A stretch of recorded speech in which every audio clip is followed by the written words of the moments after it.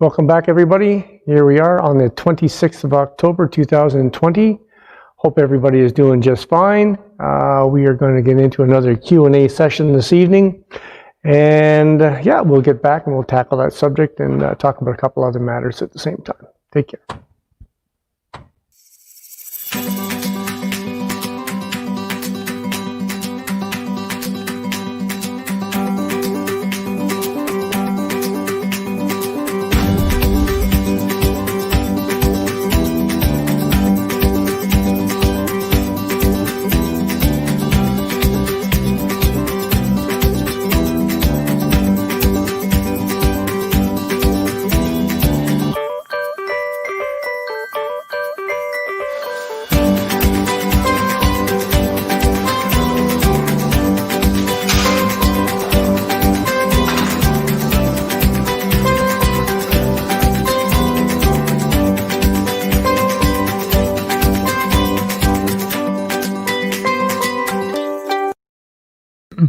Welcome back, everybody. Here we are, almost through October. Winter is setting in. Christmas is setting in. Hope everybody is doing well. I hope their exercise is going fine. Everybody's achieving their goals, whatever it is that you're trying to achieve, whether it be weight loss or starting preparations maybe for an upcoming show, whatever the case might be. I hope everybody is well into it and doing well. Not a whole lot else new here other than the fact that we did get a little blast of winter. Not like some other places, but we did get some, so it's definitely just around the corner. And for those that love winter, I guess, that's a good thing. And for others, I guess it's that, 4 or 5 months of hibernation, staying inside, not doing a whole lot else other than working and training. Anyways, we are going to tackle some Q&A. Before I get into that, I'm hoping that everybody will, continue to support this channel and join me. You can see me on my Facebook channel at Bull Fierce Training, or you can go to my website, which is bull-fiercetraining.com. Check out all my services that I sell. And I also will be selling numerous other things, bringing on some activewear pretty soon. I have a couple of books that are in pre-order right now. Yeah, so it'd be nice if you could drop in there. Definitely like it if you like and subscribe to my YouTube channel, which is Bull Fierce Training, and help support this platform. This platform is about several things.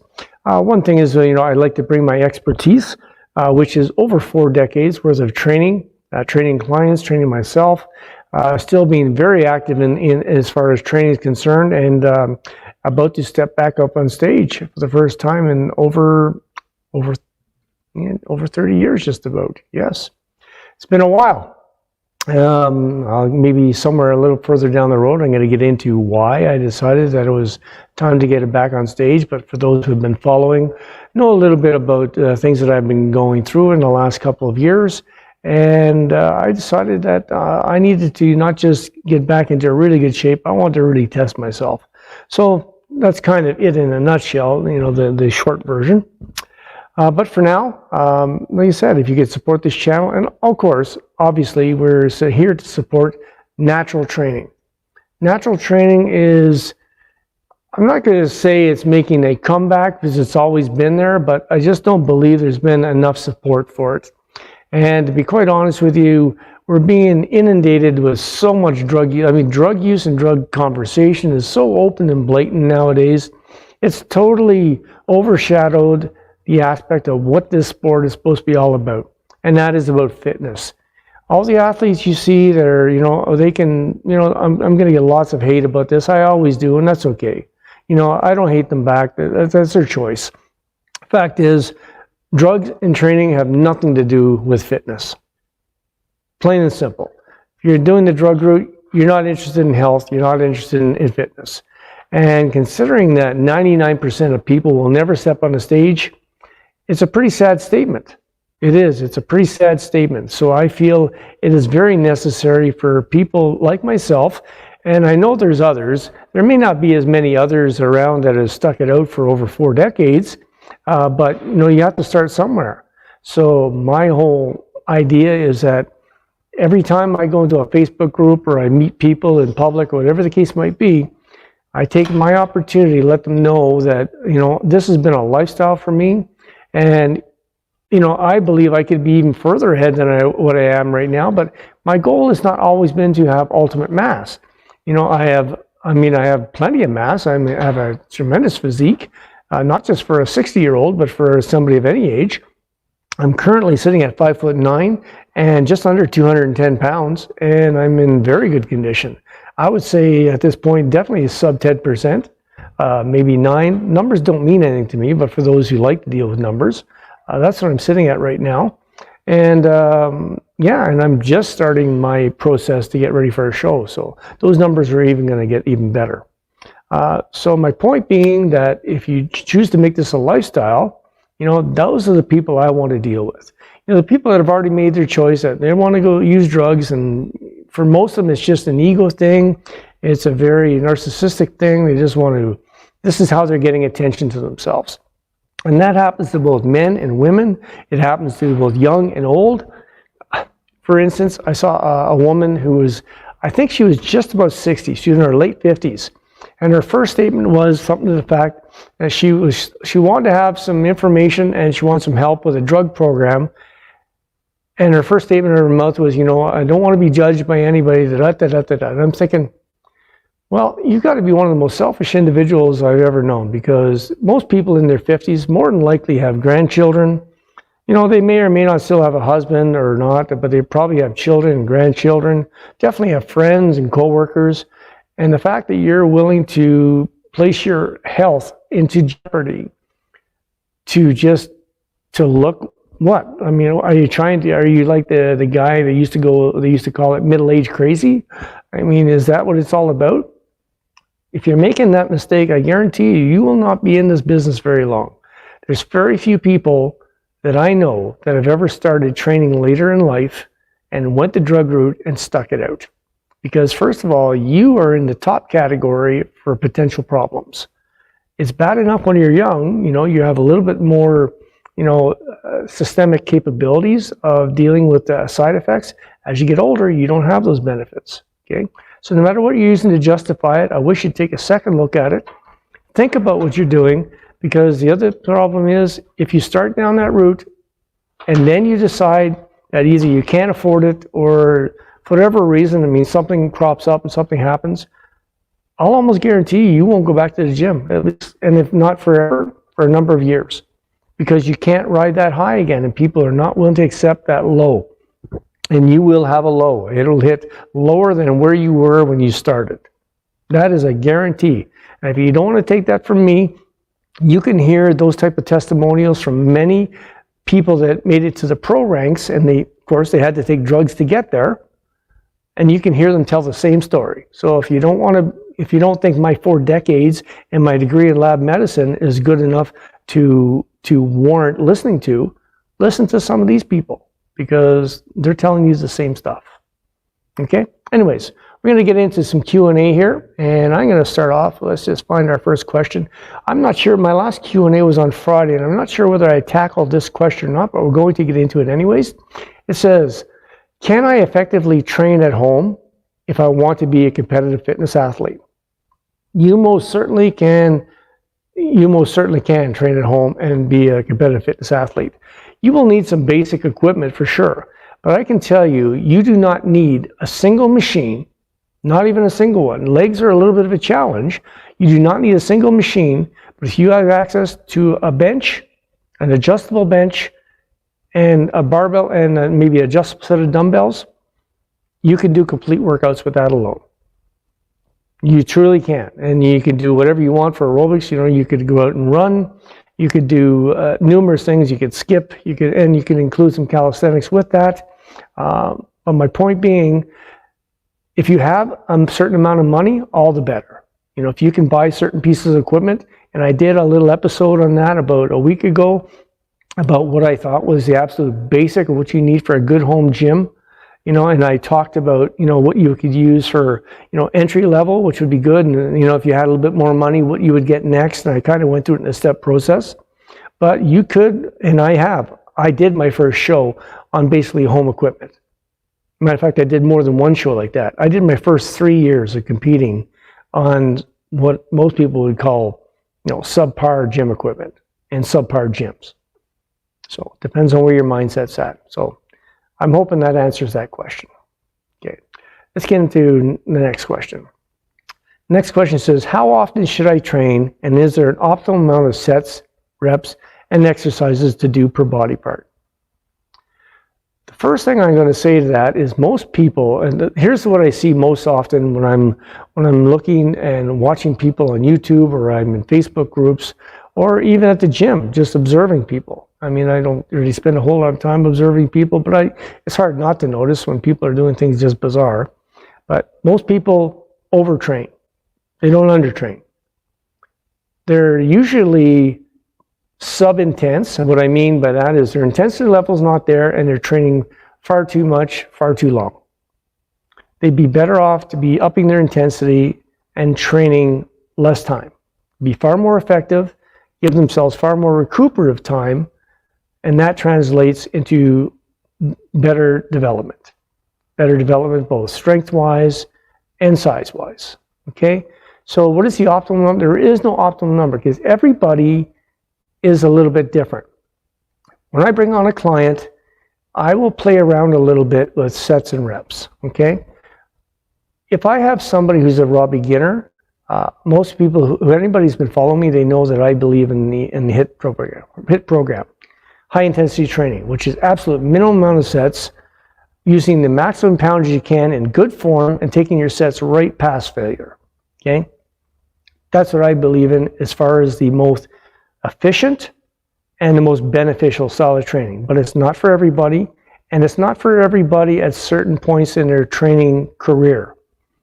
That type of training, I would never take somebody off the street and drop them into that.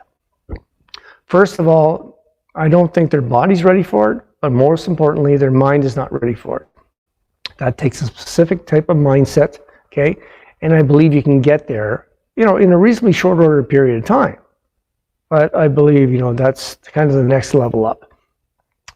I don't believe most people, for some reason, they seem to be bent on, 5 by 10 or 5 by 12. That seems to be this number, but you realize this is just a number that's been handed down from gym buddy to gym buddy to gym buddy. It's where people generally start off with, and I can guarantee you that most personal trainers, the people who get those paper certificates online, they start you off on something like that anybody can find in any book anywhere. They put everybody almost on the same thing. They change up very little, okay? That's not how you deal with clients. That's not how I deal with clients. I will do certain things at the beginning just to see which exercises seem to work functionally for certain clients, because everybody's built different, right? You have different heights, different body, lengths, for example, upper torso and lower torso, extremity lengths, that type of thing. So not everything works the same way for each individual. So with that said, in my opinion, if you're doing anything more than 3 sets, and I mean that's on volume, if you're doing anything more than 3 sets, you're doing way too much. 3 sets is an absolute maximum. For me, like I said, I love 1 set to all out. I will go to a 2-set regime sometimes and then work that in sometimes in the circuit. I haven't even gone back to 3 sets in probably 20 years. Probably 20 years. There was no need for it. The other benefit you got to understand, the longer you train, the less time for recuperation. And for those people who still think that that pump you're chasing in the gym is what growth is, that's not growth. That is a mere temporary state.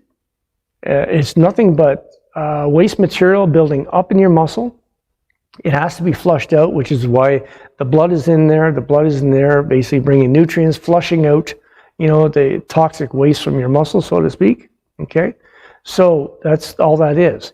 And I can tell you right now, I can get the same pump on 3 exercises, 1 set each, that most people won't even attain doing 20 sets. That's a fact. Okay, so 3 to me would be a maximum on any exercise. And when you're talking small body parts, 2 to 3 exercises, you get into the bigger ones like quadriceps and back, I can see 4. possibly even 5, very rarely, but only because, and that's only really for the back. That's because I take into consideration the traps in the lower back. If I was just dealing with the central back and the lats, 3 is fine. But then you got to tackle your traps, and you also got to do your spinal erectors. Okay, so I can see going high as 5, but that's a rare. I think you can accomplish it in 4. Okay, so I hope that's a good starting place for the individual who asked that question. Okay, let's go on here. Okay. Are there any diets that you will endorse that will help someone achieve weight loss at a quicker rate than others? Okay. I'm going to start off by saying 2 things. I don't endorse any diet, so to speak. And I certainly don't endorse any of these programs such as Herbalife, Jenny Craig, Weight Watchers. These are all things that many, and I can tell you right now, 95% of that population is female.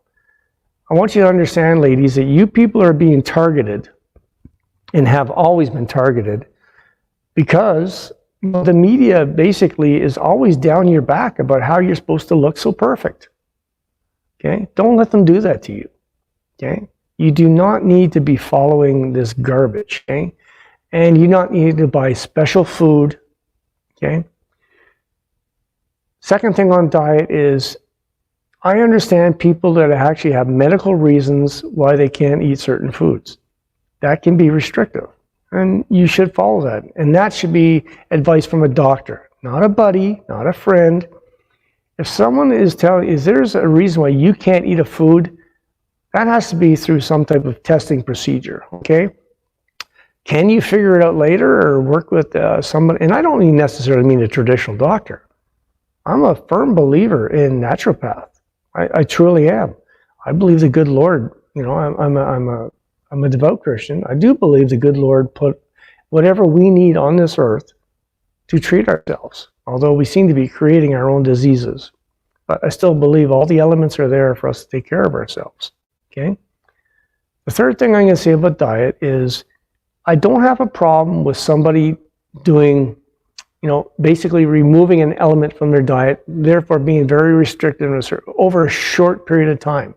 But, okay, when I say that, I want you to understand, you have to be mentally prepared because you are not going to be able to stay on that for the rest of your life. You're not even able to rotate it. I guarantee it will get old very quick, okay? And then, as many people do, they end up in a yo-yo process.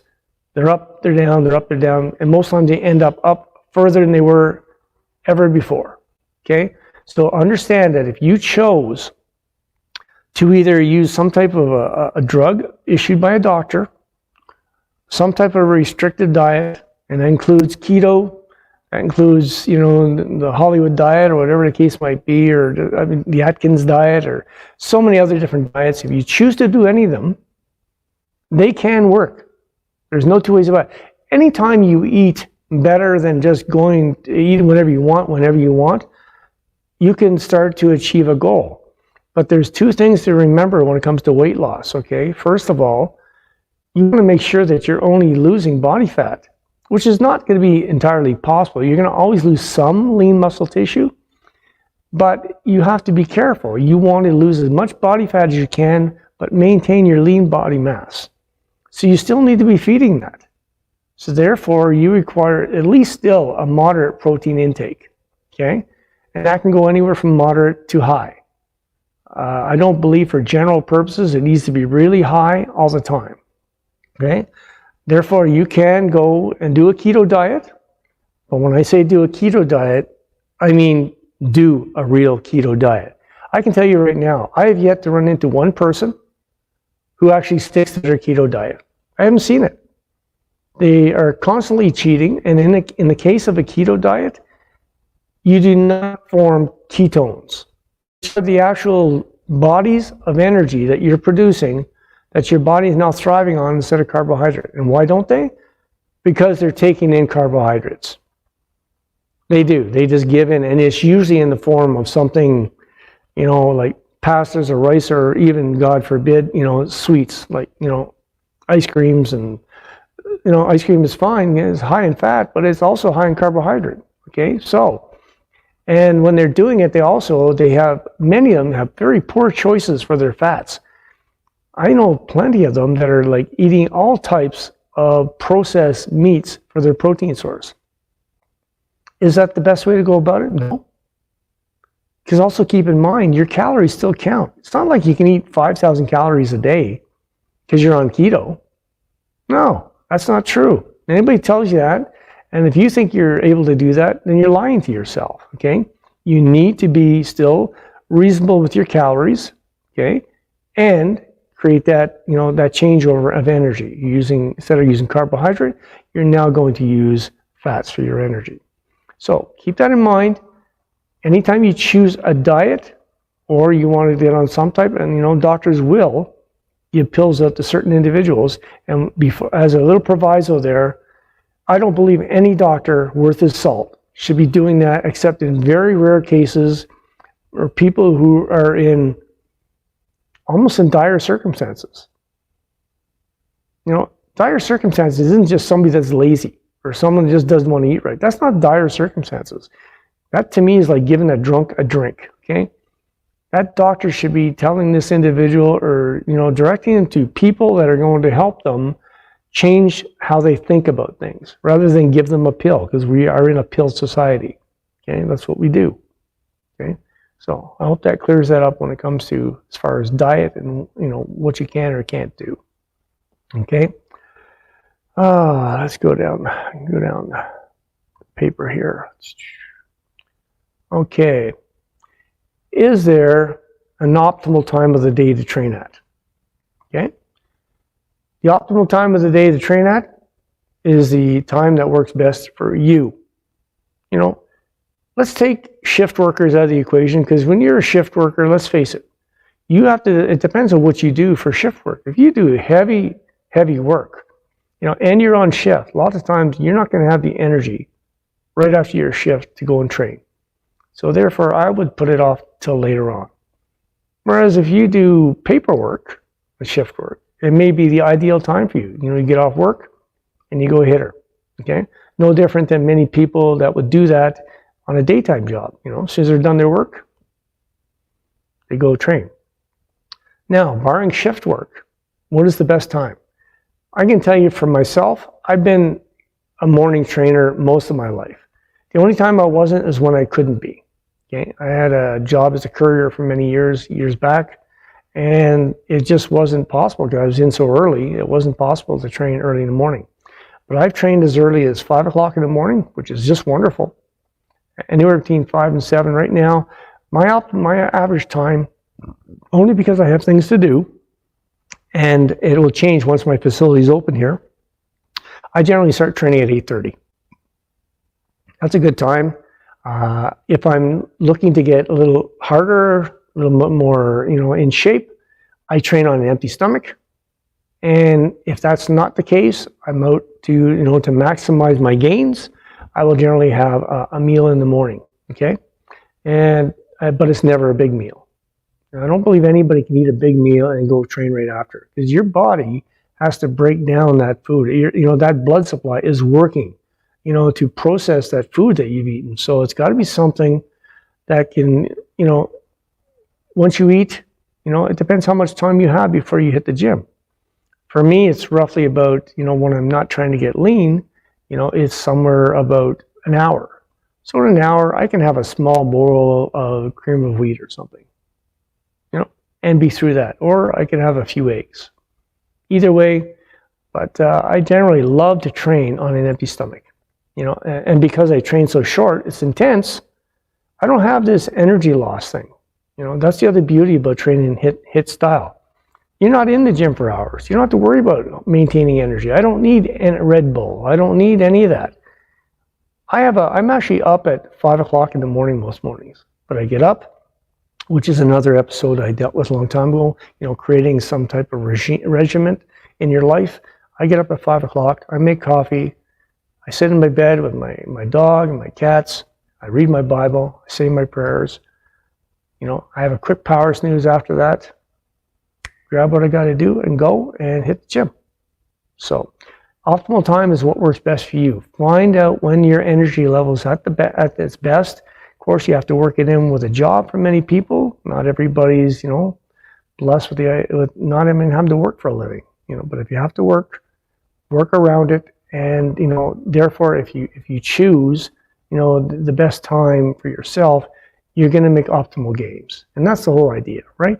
You don't want to be always dragging your rear end around because of work.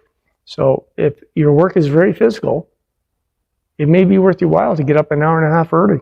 And because many gyms are open 24 hours, get in there, get it done. I can tell you right now, if you get into that habit, you'll never want to change it.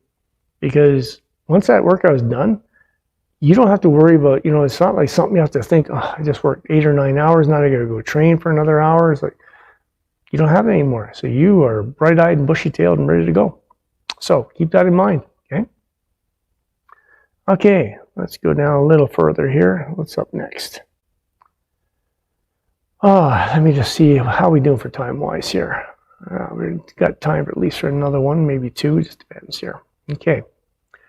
What are the benefits of training naturally, and what, if any, are the real dangers of using steroids or other performance-enhancing drugs? Okay. There are many benefits from training. I mean, there's just no other way to train. In my books, I don't consider, and I get a lot of harsh criticism, I get a lot of vulgarity thrown my way, but I don't consider people who use performance-enhancing drugs as bodybuilders. You just do something else.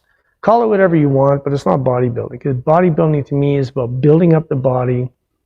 It's not being detrimental to it. And when you're taking drugs that were prescribed, supposed to be prescribed for medical reasons, not sport reasons, okay? Sorry, this doesn't apply. So, what are the benefits? Well, first of all, you get the large benefit, and this should register with many people, is you get the benefit of knowing that you did it on your own. You did it on your own, you didn't get help. That's not any of these people are using any type of drug at all. They'll never be able to say that. And I can guarantee you, none of them would have achieved any of their goals without it. They may have in the long run, if they had done it right, and then they could be able to, be very happy with that. But they chose to be, I call them cheaters. They decided to cheat. It wasn't worth time to wait, which is another reason why I think the other problem here with not training naturally is, I guarantee you, this is not going to be a lifetime thing for you. And for those who think, yeah, well, you're just an old guy, what do you know? Well, I can tell you, in 4 decades, I've seen them all come and go. And most of them don't even last a few years. And once they realize how hard it is to train without drugs now, they stop. Or their whole motivation for training in the first place was just to get noticed by the girls, the guys. So they took drugs, they got noticed. All of a sudden they're in a relationship now, they don't train anymore. For the very few that are actually super interested in actually competing, even them, very few minority, very small minority, stick it out. And you have to also consider the cost. Somebody put out an article, somebody in the know, who's on the anabolic side of things, and the average, and this is certainly not the cheapest. I can tell you there's a lot more. Can be anywhere from up to like $10,000 or $12,000 to do a cycle to get ready for a show. So what does that say to me? First of all, most people I know can't afford to be spending $10,000 or $12,000 on a few months preparation for a show. So chances are they're making that money through other morally corrupt areas of their life, which is the other problem with anabolics. Anabolics have a number of problems, okay? And many of them are physiological, some of them are psychological, and many of them are moral. Physiological, well, they're countless. Starting off at very minimal stuff. I mean, you may, have things like acne, or, depending how you feel about things, I mean, especially for women, facial hair. These are things that are going to happen. Deepening of the voice, changing of the jawline, basically coming on with a Neanderthal look to your face. It will happen. Okay, and depending on what drugs you're getting into and how much you're using, okay? Ladies, just so you know, there's a good chance, unfortunately for the men it doesn't work that way, but for ladies, guarantee, depending on what you're using and how long you use it, you can see your genitalia start to grow. I won't get into detail about what that is, but I'm sure you can use your imagination. And that is definitely a real thing as well, okay? Talk about the psychological. Well, most people that you find that are, well immersed in anabolic use or any type of drug use, okay, have some psychological issues. They create a dependency. Many of them are very irritable most of the time. Some of them are very withdrawn. There's numerous other things, okay? That's why, some people say, well, when I got ready for the show, it was such hell, I was, I just couldn't do anything, I couldn't be around people, I wasn't allowed to do this. That's because it's all up here, because I can tell you, I've gotten ready for many shows, beaten the drug users, and I never had to segregate myself from family gatherings or get-togethers with people, or I didn't have any mental disorders to deal with it. And just understand something here. Drug use, it's an addiction. It's the same as alcohol, tobacco, drugs, I mean recreational drugs. These are addictions. Don't call them anything else because it sounds better. They're addictions, okay? When you need something, and you will need it, I guarantee you, because you start on a regime and then you decide you don't want to do that anymore. I can tell you right now, I see many people get to that point, they get off, then they see everything going away and going away. And there's two things that happen. Some of them just come total recluses to get completely away from the physical aspect of their life. And the other group get right back on the horse and start using again and even more. Okay? So the long-term effects can be very deleterious. They can also be very insidious. One day they'll just be there. They'll just be there. You won't even see it coming. Okay? And for those that think, well, you're just trying to scare people. I'm not trying to scare people. My job is not to scare people. But if I can tell anybody out there, or maybe create a situation where people who are thinking about using, stop using, that's my job. And I've done my job, because I want everybody to be natural. And it's not about being competitive with them. I don't even compete with the next person. I compete with myself. Okay? So those real dangers, let's go into a little bit more. I'm going to just round out this question to finish the night off. For those people who, anyways, over the last couple of years, I've had some very serious medical issues. And over that time, I had a lot of time spending watching YouTube videos and finding out about people that I used to, know from the industry. And if I didn't know them personally, I knew them from competing and from reading magazines and all that. And I was absolutely shocked at how many of them were dead. And how many of them, every one of them actually, died young. None of them died of old age. They all died young. Many of them never got to see 40. A ton of them never got to see 50. And plenty of them were barely in their 20s and 30s. And now they're dropping dead below 20. You heard me right, dropping dead. Heart disease is at the top of the list. I won't go into reasons why, because if you want that type of information, go to the right sources. Don't go to your gym buddies, because they don't know anything. Okay? Heart disease, kidney disease, liver disease. Top three, okay? And I guarantee you that the longer you stay on the stuff, you're just increasing your chances of one of those happenings. And those are just the major ones. There's people all around getting sick, or sick in many ways, not enough to kill them, but to change their life for the rest of their life. Not to mention, the longer you're on, the more the probability is you're going to have to be on something for the rest of your life. So many people are in that predicament now. They use so much that their body does not produce testosterone to any degree anymore. So they actually have to take injections just to feel half normal now. So if you really want that, you better take heed, because that is going to happen. You do any amount of time doing this stuff, and any volume of this stuff, I guarantee you, you're going to have a lifelong habit. And with that comes all the lifelong problems. The longer you're on any drug, even medically prescribed drugs for actual real diseases and real problems, there's always a list of side effects. And these side effects can be very risky and be very debilitating in your life. So think about it, okay? Anyways, I think that's going to wrap things up here. So what am I going to say here to sign off? I have lots more questions to tackle in future broadcasts. My facility here is starting to bring in equipment.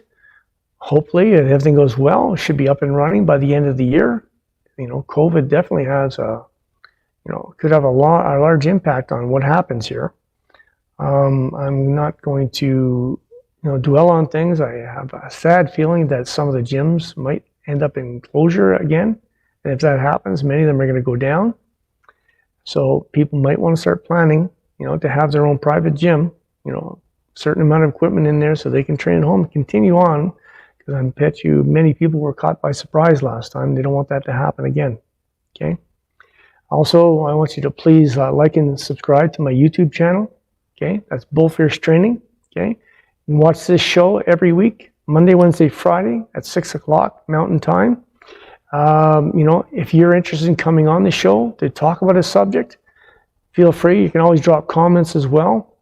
And if you're one of those people that has a great story, and a great story doesn't have to be something just, right out of this world. If you've made some big changes in your life, I want to hear about it. I do my spotlight show, and I want you to come on that show and inspire others. Talk to people about, how life was before, and what inspired you to make your changes, and how far you've come, and what are your plans for the future. All this stuff is just wonderful for everybody else. The only prerequisite is, of course, you have to be willing to, want to inspire others, and you have to be doing it naturally, okay? And I don't mean you can't have supplements. I just mean no performance-enhancing drugs whatsoever, okay? You can also see me on Facebook, Bull Fierce Training there, Instagram and Twitter as well, okay? I'd love for you to go to my website and, contact me about personal training services. You're not going to find anybody any better equipped to help you out. And there's nobody that I know of that has 4 decades worth of training experience behind them. I have a medical associated degree behind me to back that up. I am a multi-title bodybuilding champion and natural. I didn't earn it by sticking needles in myself. Okay, so I would love to hear from you on any one of those platforms. Please help and support natural training. Natural training is where it needs to be. We need to really propagate. Okay, anybody else that's doing stuff with the natural movement, support them. Okay, we need to do this as a group, as a community. Okay, once again, my name is Perry Larrabee. I'm the CEO of Bull Fierce Training. This is the way it is naturally. Hope everybody has a good evening, and this is Monday, so just the start of the week. Hope you have a great week, and we'll be seeing you on Wednesday, and I'll let you know what our next show is going to be all about. Until then, train hard, train Bull Fierce. We'll talk to you later. God bless.